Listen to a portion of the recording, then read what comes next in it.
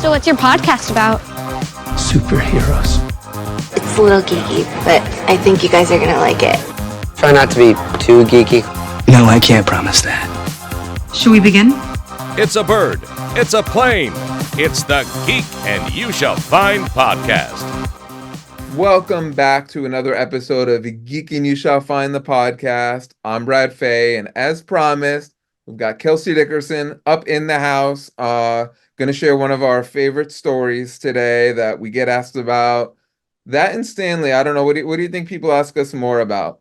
Oh man, it's pretty even. I would say, I think people geek out more about Stan. They're like, oh my God, you met Stan Lee. How was he? They don't really ask I guess sometimes they ask how we got to meet him, which is equally as crazy that we'll have to tell another time. It's not as crazy because once we had it settled, it was much more regimented and it was still up in the air, a lot of different things. But yeah, the George R.R. Martin story is definitely one of my favorite ones to tell just because of how wild it is. So for anyone who's tuning in for the first time, you want to kind of introduce yourself and how you got caught up in all this craziness. Yeah, so like Brad said, I'm Kelsey Dickerson. So we go way, way back. We used to work, we've worked together for 10 plus years now.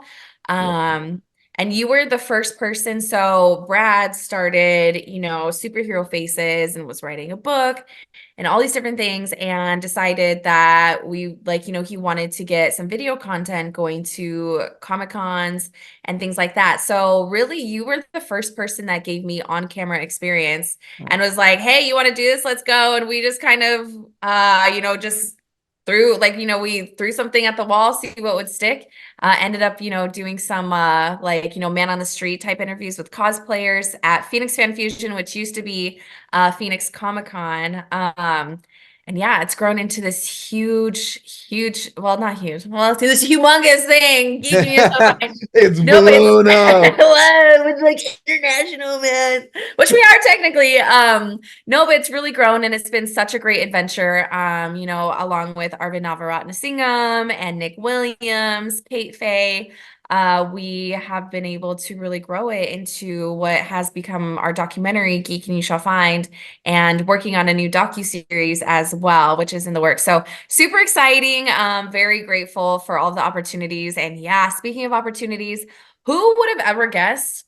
Seriously, sometimes it still doesn't feel real, even though it's been so long and that, we have pictures and we have video and all this stuff, but especially at the time, we were we still are still huge Game of Thrones fans. I think even though, people might say whatever they want about how it ended or whatever, everyone is always going to have opinions.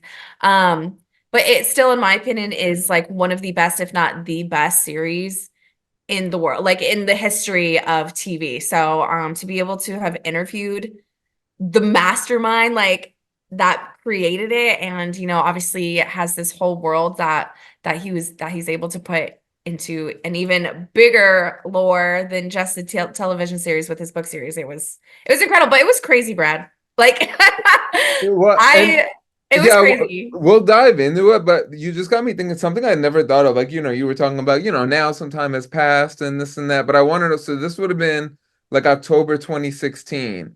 So I'm trying to think of where we were at in the show. Had a season just ended? What would the cliffhanger have been? Because now it's so far removed. It's kind of hard to do. I think it might have been that Jon Snow just died.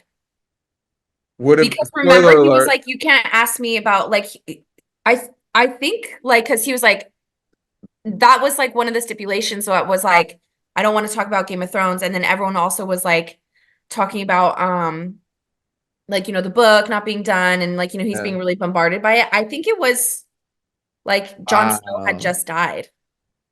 Yeah, that might be right because I know when Jon Snow died, I was in San Francisco and I watched it in a hotel room and it ruined my vacation. How were you on vacation, trying to have a good time, and then you watch that and you're yeah, I just want to curl up in a ball. I really don't want to go out and do anything, Okay, so yeah, let's see. It was the end of season 5. So when did season 5 come out? We'll have to Yeah, so I'm trying to think, like, was it just ended? Maybe it was like week 2, because I mean that show was always all over the place with like sometimes taking a year off and then coming back, Mm, and sometimes they would air like, mm. No, that's not right. Maybe he just came a lot. Because no, this because when he came alive was when we went to the most interesting man party, which is another crazy story that we'll have to tell sometime of us No, we have had wiling out because Jon Snow came back. we've had some wild things. Let's see. So it's saying the fifth season of Game of Thrones premiered April 12th and concluded June 14th, 2015. So then season 6, then maybe it was the end of season 6. So in between 6 and Maybe. 7.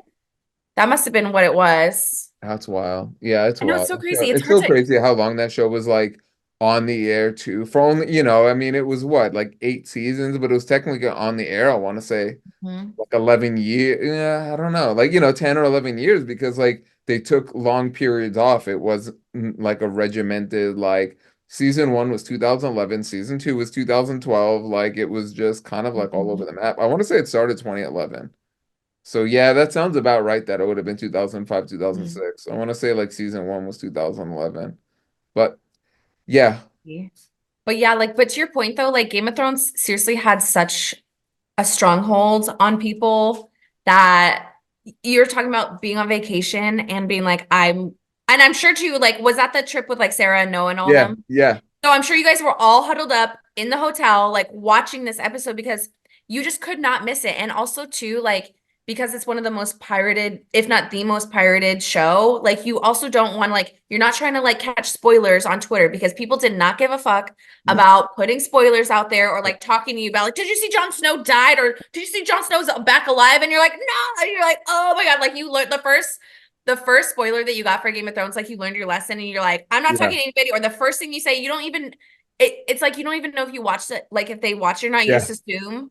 And you're like, don't tell me I haven't seen Game of Thrones yeah. yet. Like, how crazy is that?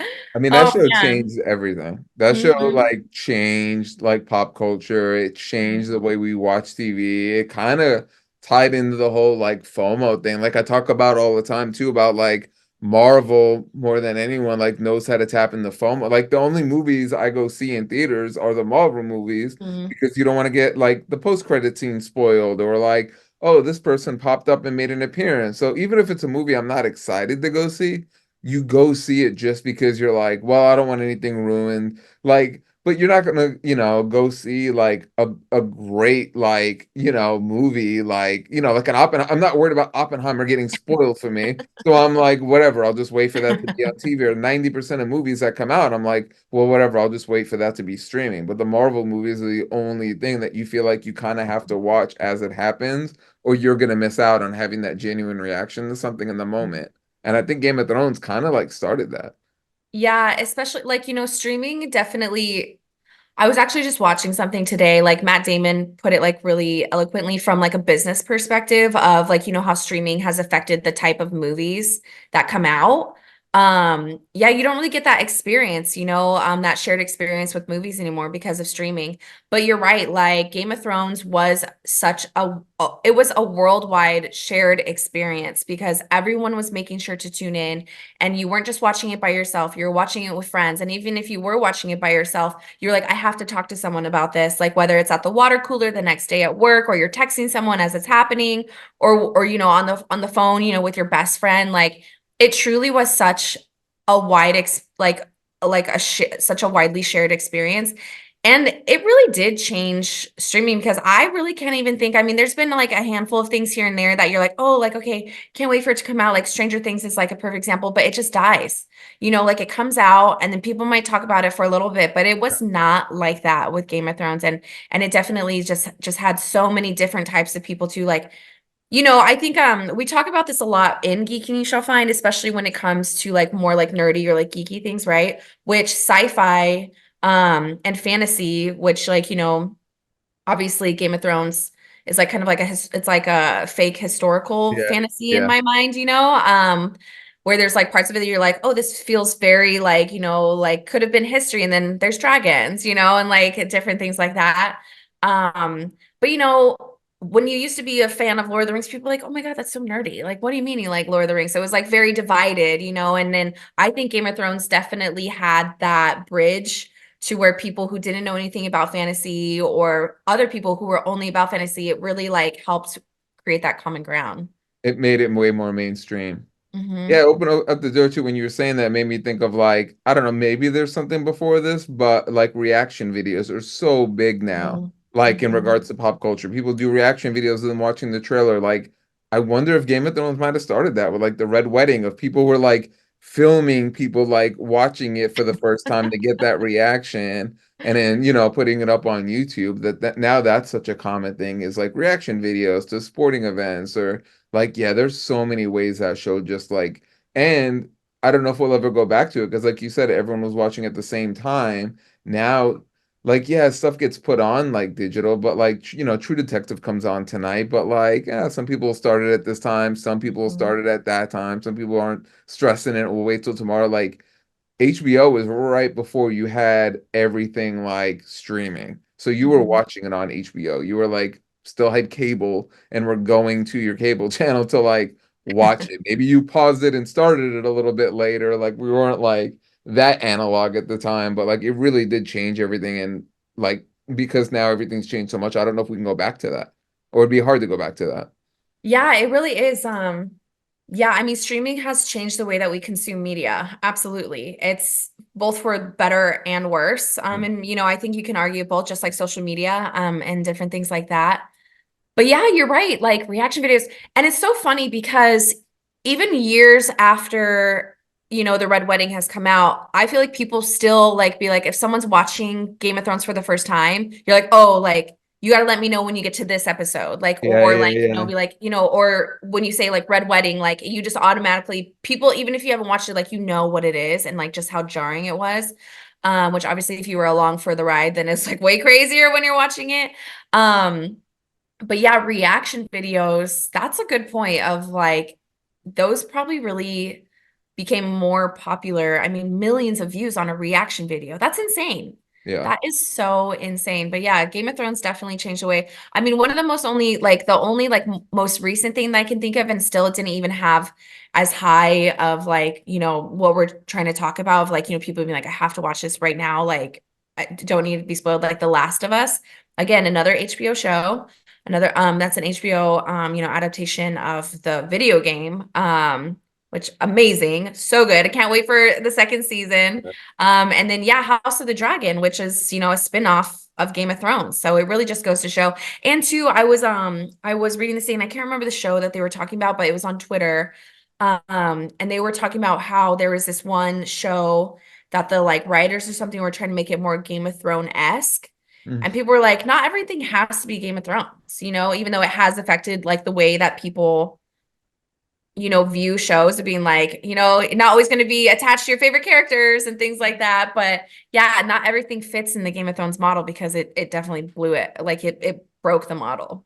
It's so funny you say that because, like, especially I'm someone who like has dove in so deep on like the history that Game of Thrones and George R.R. Martin pulled from. Like, I have spent so much of my life like working on the series we're working on, like pulling everything from all the historical like events that influenced George R.R. Martin to do the Red Wedding. But I still fall victim to there's a new show on Netflix about Alexander the Great. And it's Mhm. kind of one of those shows where I don't even want to say it's a documentary because that doesn't do it like justice for the, how shows will have like recreations and stuff, but it's kind of documentary, but like it's really high production value. It's not like cheesy, recreated, blurry out of focus. Like there are actors performing the scenes. Like there'll be like someone giving an interview, setting up the stage and being like, oh, it's at this point Alexander realizes they'll have to do this. And then it'll cut into, so it's perfect for people that like aren't historical experts because like it explains it in layman's terms Mhm. and then you And get also to like see it visually. right, and then you get to actually see it. Mhm. So there was an episode the other day where they were like, it all culminates in a like a murder at a wedding, and then it cuts to like the wedding, and I'm like, oh, okay, Game of Thrones. And then I was like, you idiot, this is like actual history. Like they're not copying Game of Thrones. Game of Thrones copied this because it's like Alexander the Great's dad was murdered at his daughter's wedding kind of thing or something like that, where he gets like stabbed during the ceremony. And I'm like, what a Game of Thrones ripoff. And then it like dawned on me, I'm like, no, this is like an actual thing that You're like, this actually happened like 2,000 years ago. yeah. I'm like, Game of Thrones ripped this off. It's Game of Thrones is your Roman Empire. Yeah, that's funny. Yeah, we still Kate and I like joke about that like all the time about like how much you really think. I'm like literally every day I think about the Roman Empire, literally every day. Oh my God. I could talk all about like that whole thing that happened too. And for anyone that's not familiar, look up Roman Empire on TikTok. It is so funny. Yeah, Brad literally does think about the Roman Empire every day. I don't know why other people, like other guys, think about the Roman Empire every day. Like you think about it because we're working, like I was saying, like we're working on the series where we dive more into historical context, and historical influences that have impacted or like were inspiration for things like Game of Thrones. So that makes sense. But yeah, so let's get into, we could talk about Game of Thrones all day, like literally like we For could, sure. and that's why exactly why we're doing Geek and You Shall Find the series. But I want to know like because this sounds like so crazy to me too. How did you know? Because we ended up interviewing George R.R. Martin right here in Arizona, and of all places, Tucson, Arizona. Like, Yeah. how did that happen? So it started, we had just started Geek and You Shall Find, and I had just lost my job of like 11 plus years. So it kind of became like that, like I really want to make this like a good story where like, oh, like I'm big into like what do you call it? Like meaning making kind of where you Mhm. like make something bad into a positive. Like I Mhm. don't, I do kind of believe like, oh, the universe puts you in this position for a reason, but I also think you have to kind of push a little bit Mhm. too and kind of Mhm. will it into existence. So I was like just gung ho about like what can I do? What can I do? And I looked on George R. R. Martin's website and I saw that he had two appearances the whole year. It was like his 2016 calendar was London and Tucson, Arizona, which for anyone outside Arizona, it's like college. It's not a big city. It's south of Phoenix by about 2 hours. It is a very random place to see like someone like George R. R. Martin to have one of two appearances. So I reached out to the convention itself because I'm like, okay, I'm not gonna send George R. R. Martin like an email. So I reached out to the convention, asked about media availability, and they said, well, if you send us the questions, George will look them over. So at this point, I'm still not taking it, but like And it wasn't even obviously, his direct person either. It was like the no. con person. So this Right. was It was the Quest person Con. running the con. Yeah. Exactly. Hmm. Exactly. Which So is like not I'll a have big George con look them at over and all. I'm like, they're not gonna have George look at these questions over nothing. And I remember getting the email back. I remember being in the living room getting the email back saying, George has looked over your questions and has approved them. And I'm like, what? And they were like, we can't guarantee anything. Come down to the like convention. We'll see. So at this point, I'm still not really believing, and I'm so thankful, like that you're just so like whatever, let's make the drive to Tucson, like knowing like we literally might drive 2 hours, get there, and then be told, oh, George doesn't want to do it anymore. And we turn around and like drive. But we had no other reason to be going there. It was literally just for this. Well, he was doing a So panel, so we were like, okay, well, at the yeah, very yeah, least, like we are approved for the panel, so we'll get some kind of footage of true. him, yeah. But yeah, everything was so up in the air. It's like maybe if you come here and maybe if you do this and maybe if you see this person, and we're like, who do we even talk to? Like it was Yeah. crazy. We're like, okay, let's just go, be early, get set up, and then we'll just hang around after the panel, I Hope for the guess. best. I remember literally thinking, I was like, the best thing that's gonna come out of this. Like I always believe like good things can happen, but I really remember thinking like the best thing that's gonna come out of this is being able to say George R. R. Martin looked over questions I wrote for him. I remember thinking that would be like the cool, like the best of what this was gonna lead to is like it wouldn't come to fruition, and at least I'd be able to say, well, he read the questions I wrote, so I've had some kind of contact with George R. R. Martin at some point in my life. So I thought that was gonna be it. We went, like you said, there were a couple of panels before. We filmed those. So I'm still thinking like, okay, at least this is like some kind of content. We're doing this series about George R. R. Martin, discussing a little bit of Game of Thrones. Like, at least we'll have something, even though it's not us interviewing them. And then after the panel, I went to the contact at the TusCon, and George R. Martin was like already walking off. I'm like, there he goes. Like, we're screwed. There's no way this is happening. And he called out to George. I remember like he was the moderator for the panel too. So I remember being like, okay, this guy Okay. is in touch with George. Like, he's not like someone that Um, just is here. Like, he was the moderator for the Q&A and stuff. So I'm like, okay. I still don't know how like much they know each other, but then he called out to George, and George like walked all the way back, and he was like, "Oh, this is Brad and Kelsey. They were the ones that sent over the question." Like, no, there was no other media there. No one else was trying to interview him. Like, Just so so crazy. weird. Yeah. Or maybe like, well, there was like a news camera there, like when we first got there, that was just kind of getting around, like getting like shots and stuff. But yeah, I don't remember them. Like George did not have any media around him. No, Like, there were no like people doing their podcasts no. that wanted a solo one-on-one interview. I Mhm. wonder if no one knew he was gonna be there. That was like, Or like maybe not approved. yeah, or was going to travel all the way to Tucson. Because I mean, like, if you're out Mhm. of state, you'd have to fly into Phoenix, drive down 2 hours to Tucson, get a like. It's not a very easy, like, accessible city, probably, where you like Mhm. fly into like a major city and then fly out. Like, so probably podcast weren't going to approve that. So maybe we just got lucky by being, nearby. So then. Yeah, I still remember like George standing like in front of us and the moderator being like, "Oh, these are the two that want an interview." And then I always remember he said, what it was like 1:45 and he said something, what time is it? And we said 1:45. He said 2 o'clock, 300, and then Yeah, walked something off. like two numbers, and we're like, Yeah, two and o'clock, 300, and then walked off. And then like we're like, okay, thank you. Like rather than like, can you clarify? Like, what does that mean? you're And then like, me and huh? you just standing there like trying to figure out like what does that mean? 2 o'clock, 200. What does that mean? What does that He mean? was And like, yeah, finally, like 300, 215 or something. yeah, And it yeah, was yeah. You're like, right. It wasn't a round number. It was it's like, 300, like and he two. didn't say like a clock or something. Like he just Right. was like, yeah. And so You're we were right. like, okay. And then he's like, oh, I'm only gonna have like 15 minutes. So how about, yeah, and he's like 215, 300 or whatever like the numbers were. And we're standing there and be like, is that a room number and a time? We're just gonna assume that is. We're gonna show up to his room and they're gonna be like, who the fuck are you Yeah, guys? Like, what? get out of here. I thought it would be someone else's room. I'm like, he didn't really just give us his hotel number.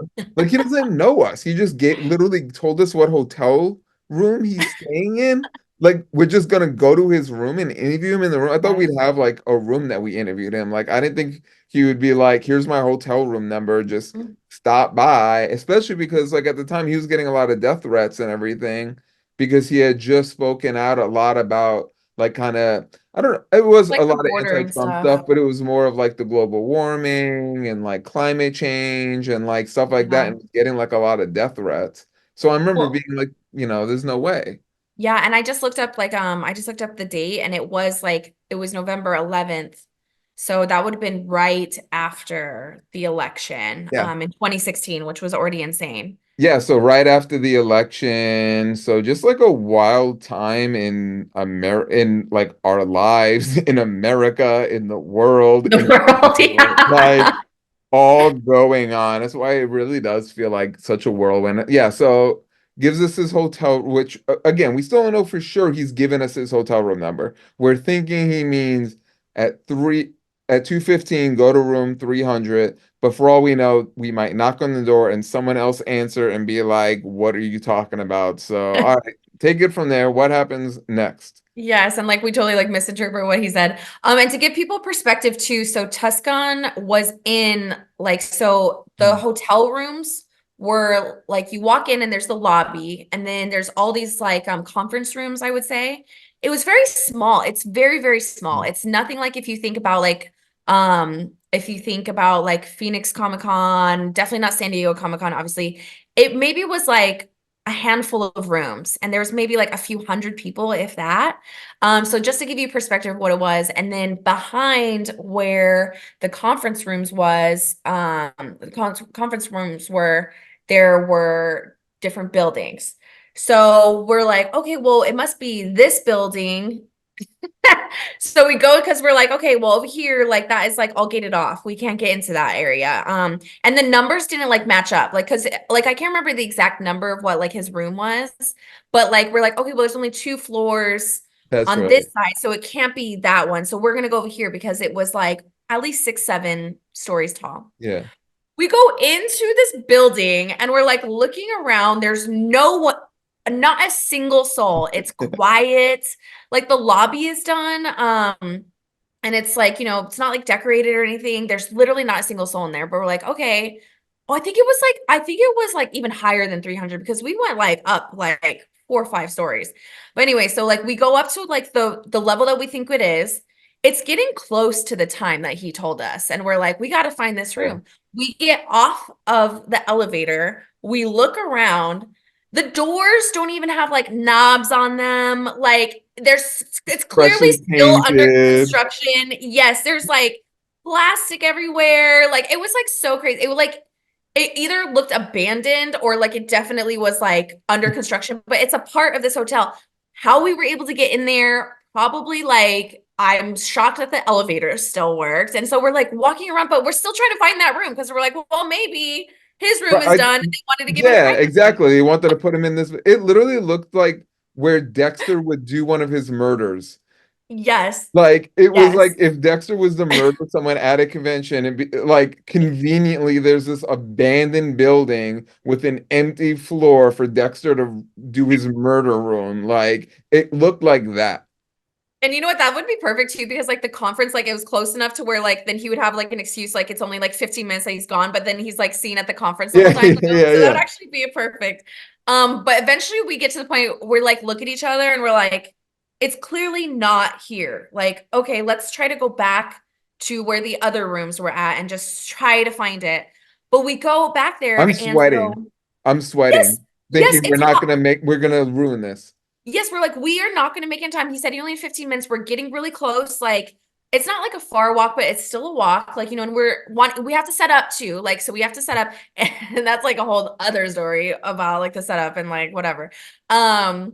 But yeah, so also too, to give people like a visual of what it looked like. So there's a pool area and there's like a gate over it, but you have to go through the pool area, through the gate to be able to get to the rooms. There's no other way to get there. And it's because it's also gated on the other side too. So we get there and we try to open the gate. You need a fucking key card to get in there. Clearly, we're not staying.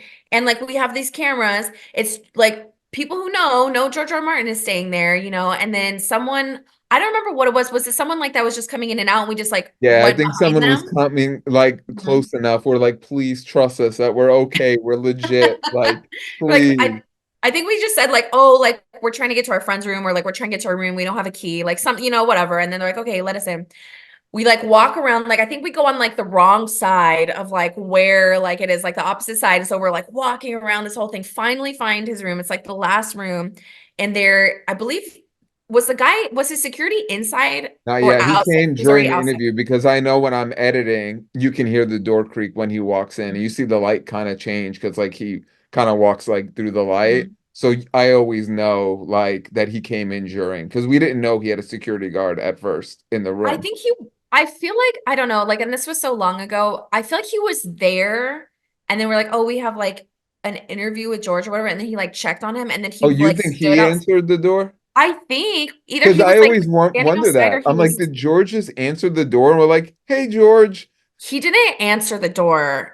I don't remember him answering the door. I think it was like either the security guard was already outside or he was like just inside the door. And then like that's how it happened. And then he was standing outside again while we were setting up, I think, and then came back in. Something Yeah, like okay, that makes sense because yeah, he might have left. I know for sure he comes in during the interview, but you're that. right. But he might have been there to let us in, walked outside, and then Yeah. came back in during the interview. And that's why I always remember it that way because I remember the door creaking during one of his answers, and I was like, shit. So that's And the why I always lighting was remember so him being awful. The lighting so was awful. terrible. And like George, like we're not gonna ask like, and this was before we really knew what we were doing too. Like, we like are interviewing George R.R. Martin. Like we haven't done that many interviews. And we Like we're didn't in a have a lot of dark. time. Yeah, we had a very limited amount of time.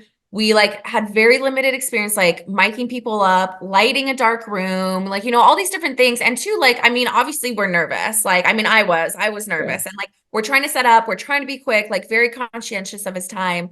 But he was so cool. Like, he was so nice. And then too, like, I think you either said it in the email and the questions, or like we like reiterated when we were there too. We're like, we're not going to ask anything directly about Game of Thrones. Yeah, it And was we questions didn't. about his life, learning, we got to learn some of the things that influenced him, and like people that know Game of Thrones were able to put two and two together and be like, oh, that's where he must have got the idea from. Like, let the viewer we don't want to ask him the same questions that he's been asked a million times. Let's get more of what his influences were growing up, what fiction he was into, so we don't have to be one of a million people being like, can we ask you like when the next book's coming out or any of the stuff? I'm sure he was like sick of answering at that point. Yeah, it was so cool. We asked him about what's the series? The Ace. Oh, wild cards. There was a lot of wild cards Yeah, a questions lot of wild and cards. what Asked him about influenced. Stan Lee and Mhm. Marvel. And so like he had really great stories about that.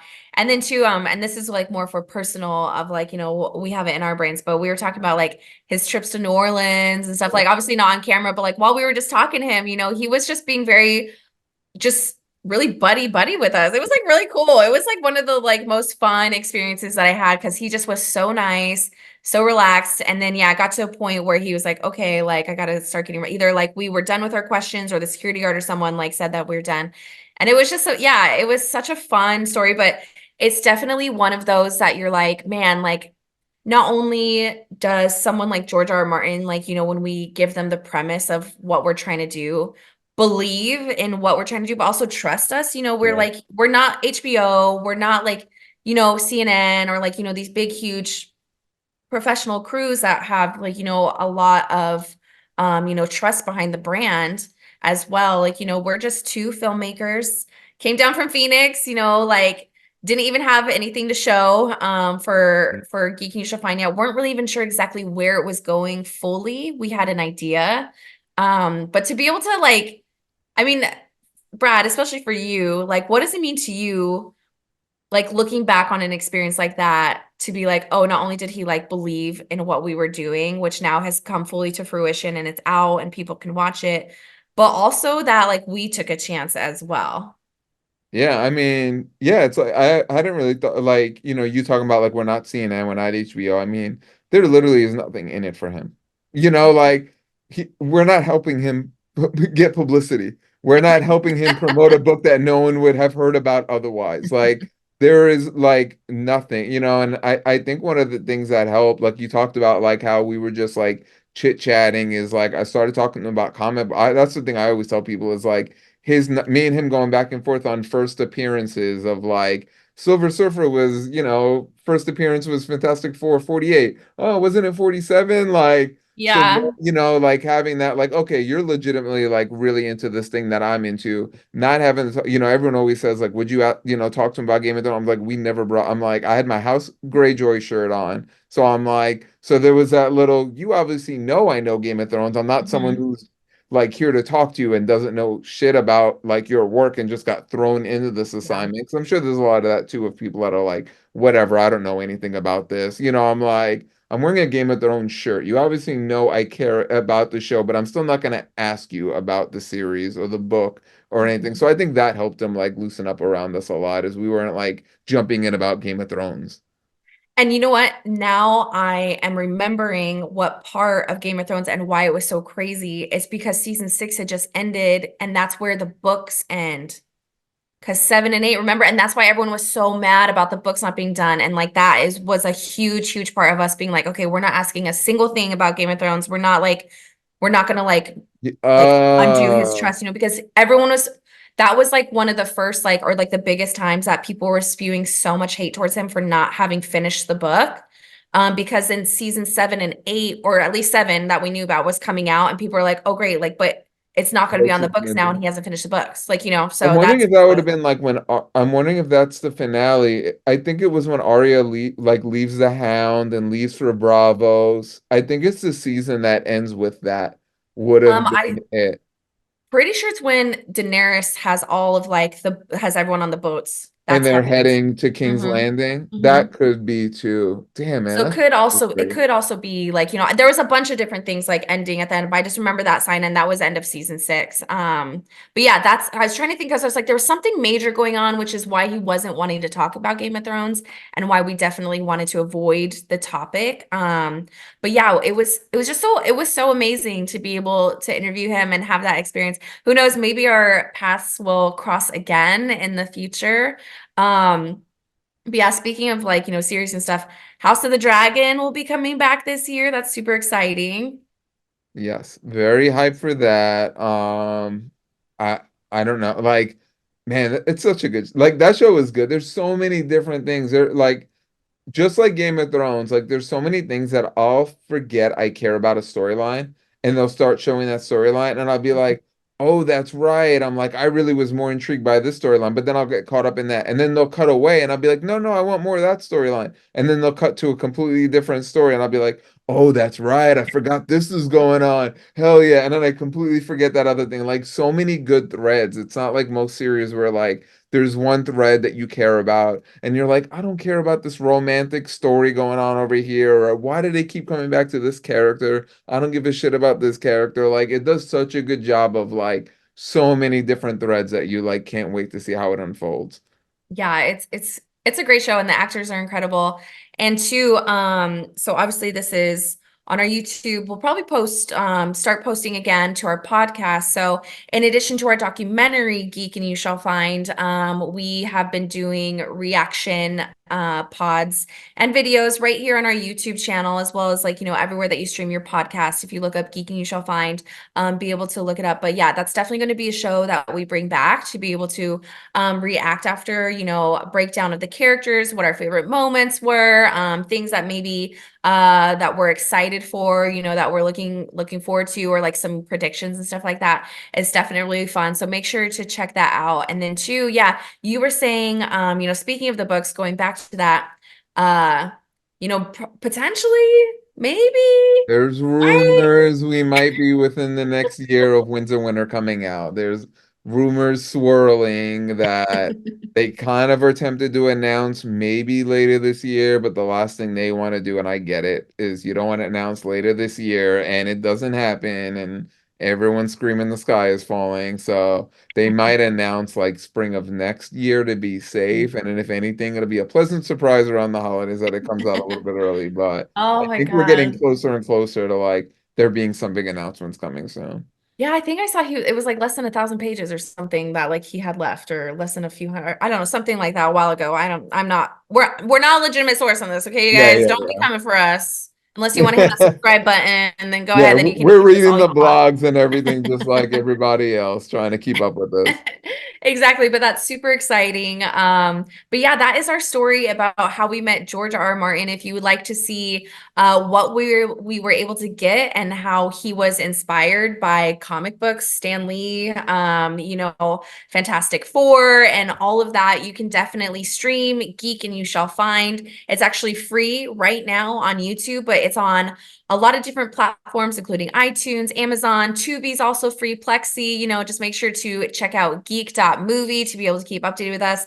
But like we said, we're going to have the most updates about our future projects, as well as Geek and You Shall Find, and maybe some different things that we're doing along the way right here at the Superhero Faces YouTube channel. So make sure to hit that subscribe button, comment, like, share. We're small time creators that are hoping to make this our full time. So any and all support would be would definitely be huge for us. And let us know what you'd like us to talk about. Or once you watch, let us know, if you have any questions. That sounds great. Yeah, and if you go back and listen to some of our other podcasts about House of the Dragon, anything you want us to talk about for next season, drop us a comment. Absolutely. You know what? I'm super excited. I want us to be able to start talking about this because we didn't dive into it really that much, but the boys. I'm excited about the Yeah. boys. So maybe we'll have to convince the group to do that as well. But Brad, thank you so much for holding down the fort with the first episode of us going down the Geek and You Shall Find memory route. Thank you guys so much for tuning in. Like we said, make sure to subscribe, like, comment, share, and we'll see you right here at Superhero Faces YouTube channel, or if you're listening on the podcast, we'll see you right here next time. Thank you so much. Bye, guys.